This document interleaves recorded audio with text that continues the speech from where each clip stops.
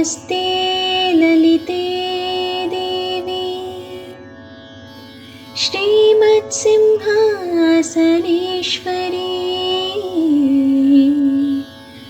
भक्तानामिष्टदे मातः अभिरामे नमोस्तुते।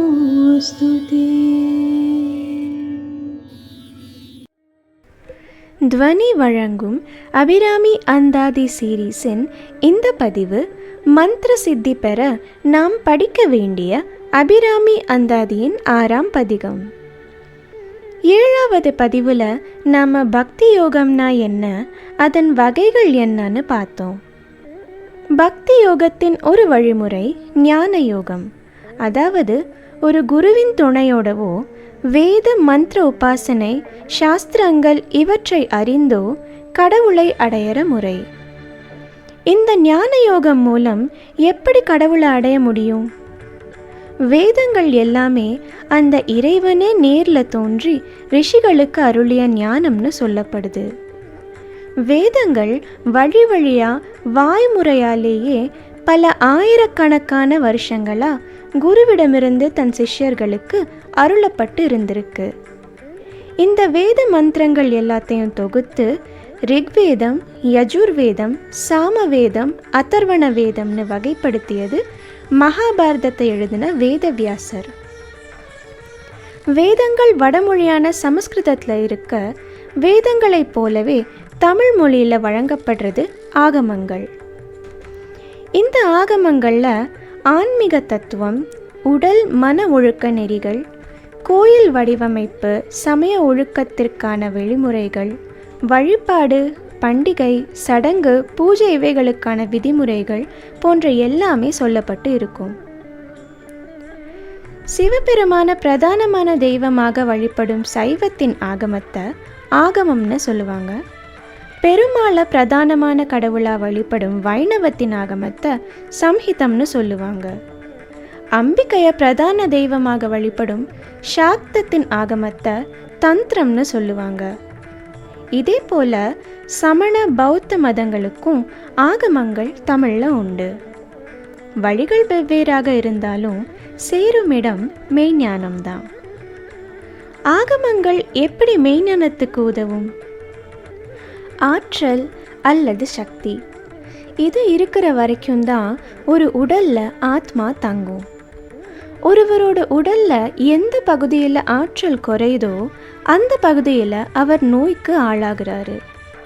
ஒரு மனிதன் தன் முழு செயல்திறனை அடைய அவன் ஆற்றல் எங்கேயும் தடப்படாமல் இருக்கணும். அப்படி இருந்தால் தான் அவனோட செயல்களும் எண்ணங்களும் சீராக இருக்கும்.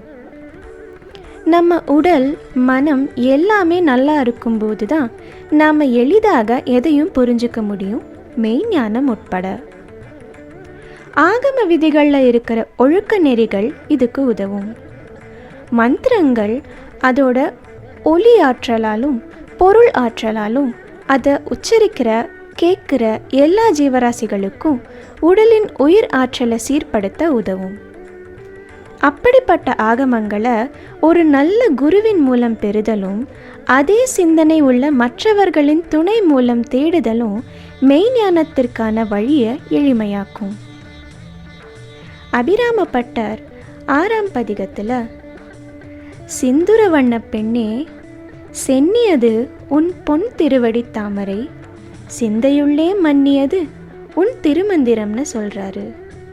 அதாவது, சிந்துர வண்ணத்தில் உள்ள அம்பிகையே, என் தலை உமது தாமரை மலர் போன்ற பொற்பாதங்களை என்றும் வணங்கி நிற்கும், என் மனம் என்றும் உன் பெயரையே ஜபிக்கும்னு சொல்கிறாரு. அது மட்டும் இல்லை, முன்னியனின் அடியாருடன் கூடி முறைமுறையே பண்ணியது உந்தன் பரம ஆகம பத்ததியே. அதாவது, நான் பழகிறது எப்பவும் உன்னையே நினைக்கும் உன் அடியார்களுடன் மட்டுமே. நான் மீண்டும் மீண்டும் செய்கிற செயல்கள் எல்லாமே உன்னை வணங்கும் சாக்த தந்திர ஆகம விதிகள் மட்டுமேன்னு சொல்கிறாரு. ஆக அம்பிகையின் அடியவர்களின் துணையோட என் மனம், சொல், செயல் எல்லாத்துலேயும் அம்மன்தான் இருக்கான்னு பாடுறாரு அபிராமப்பட்டர். இந்த பதிகத்தை தினமும் பாடி வந்தா மந்திர சித்தி கிடைக்கும்னு சொல்லப்படுது. இந்த பதிகத்தை நாம கேட்கலாமா?